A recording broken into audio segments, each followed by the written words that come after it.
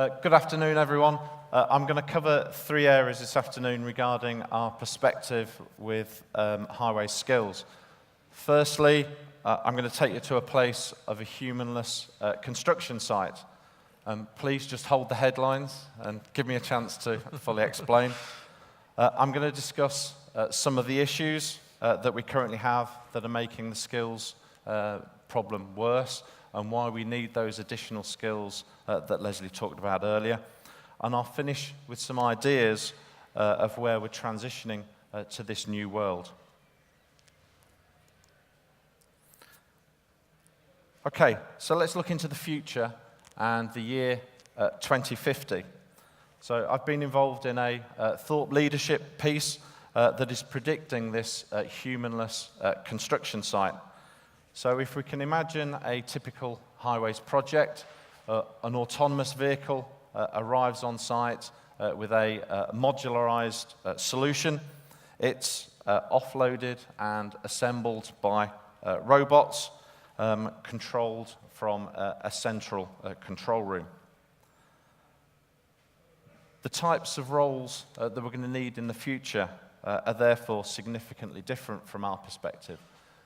Supervisors will become drone pilots, or even air traffic controllers of the highways.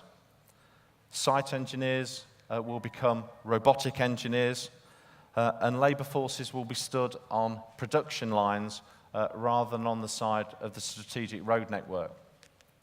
So therefore, we are still needing a workforce that needs to be highly skilled, but the benefits will be an increased safety, quality, productivity, cost, and value.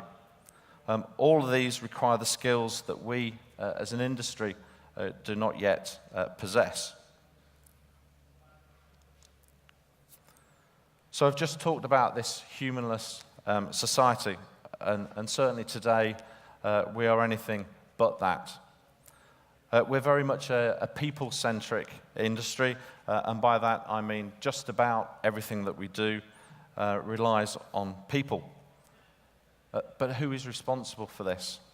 Have we created this problem ourselves?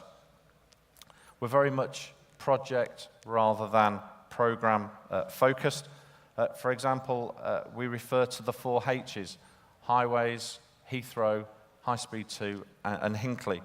Are we really sufficiently joined up to make sure that we've got the best efficient flow of resource requirement that we possibly can? Image, gender, cultural issues, competing against more attractive sectors for skills is obviously a big issue. How diverse we've been over the last couple of days has just really shown how big the issue is. Do people really want to work away from home, away from their families?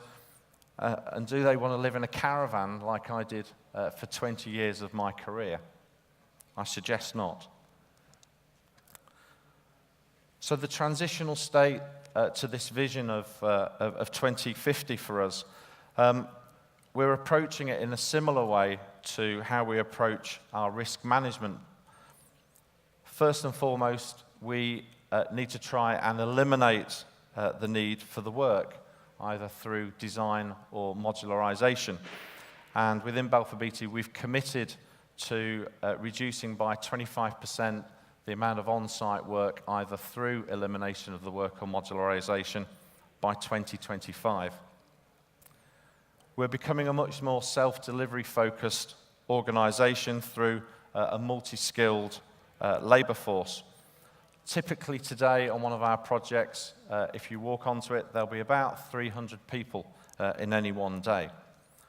But because we're not multi-skilled, ultimately those projects have roughly 4,000 to 5,000 people walking through their door. We're supporting and developing our supply chain, and as has already been talked around for the last couple of days, we're significantly increasing the use of our digital tools, particularly augmented reality. It's here, and we're starting to use it as an industry. We need to retain the people we have.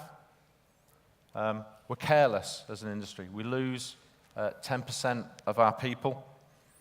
And for me, good engagement, and Glenn talked about leadership. Visible leadership is a really key tool in making sure that we retain and keep our workforce happy.